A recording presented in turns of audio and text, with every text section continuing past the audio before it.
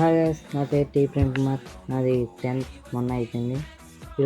ఈరోజు మీకు నేను మ్యాథ్స్ ఫస్ట్ లెసన్లో రూట్ 2 స్లాట్ అరేంజ్ చేయాలని నేర్పోతున్నాను. ఫస్ట్గా ఇక్కడ మనకు క్వశ్చన్ ఎలా వస్తాయంటే prove that root 2 is irrational అని ఇస్తుంది.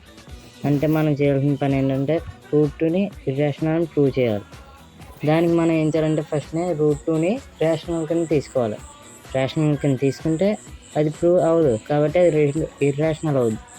కాబట్టి మనం రూట్ 2 ఫస్ట్ రేషనల్ కింద తీసుకుంటాం, కానీ అది రేషనల్ కాదు కాబట్టి అది ప్రూవ్ అవ్వదు, కాబట్టి అది ఇర్రేషనల్ కింద మారిపోతుంది. రేషనల్ నెంబర్ అంటే ఏంటి?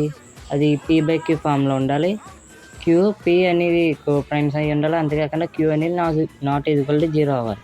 కానీ ఇక్కడ మనం p ప్లేస్లో a అండ్ b తీసుకుంటున్నాం.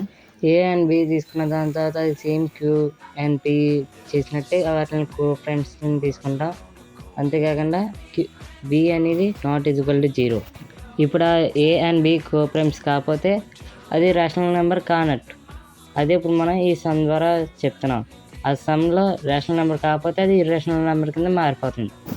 ఈ ప్రాబ్లంలో ఫస్ట్ రూట్కి 2కి రూట్ ఉంది కాబట్టి ఆ రూట్ని తీసేయాలి. కాబట్టి ఇక్కడ ఈక్వల్ టు ఒక సైడ్ స్క్వేర్ చేస్తే అటు పక్క కూడా స్క్వేర్ చేయాలి. కాబట్టి స్క్వేరింగ్ ఆన్ బోత్ సైడ్స్ చేస్తున్నాం. అప్పుడు స్క్వేర్ రూట్ క్యాన్సిల్ అయిపోయి 2 మిగులుద్ది. అంతేకాకుండా a and b whole square అవుతుంది కాబట్టి a²/b².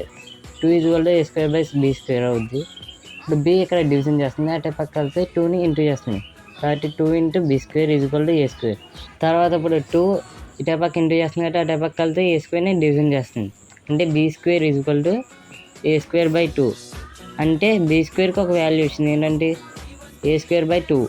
అంటే 2 అని a² డివిజన్ చేస్తుంది. కానీ మనం ఒక స్టేట్మెంట్ రాసుకోవాలి. ఏంటంటే అది ఇప్పుడు 2 కనుక a² డివైడ్ చేస్తే అదే 2 aని కూడా డివైడ్ చేస్తుంది.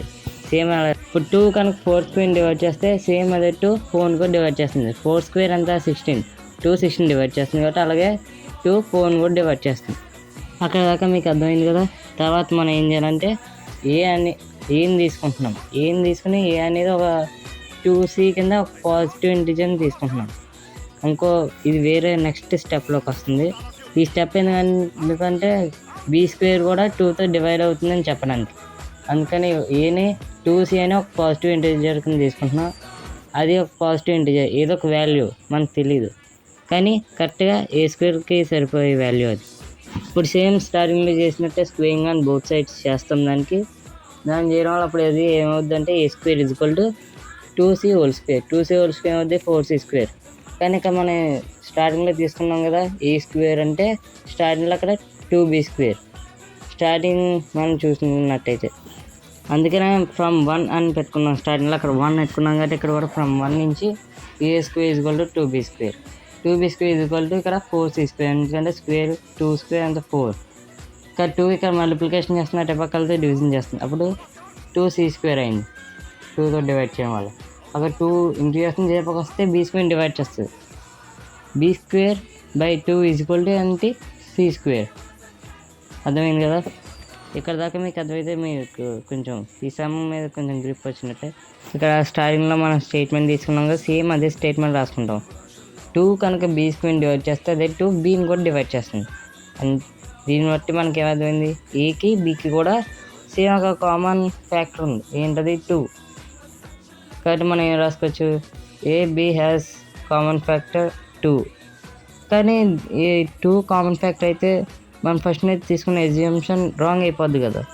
ఎగ్జంప్షన్ ఏం తీసుకున్నాం మనం, a/b ఆర్ కోప్రైమ్స్ అని తీసుకున్నాం కదా. కానీ ఇక్కడ 2 కామన్ ఫ్యాక్టర్ అయితే అది కోప్రైమ్స్ కాదు, అంటే అది రేషనల్ నెంబర్ కాదు.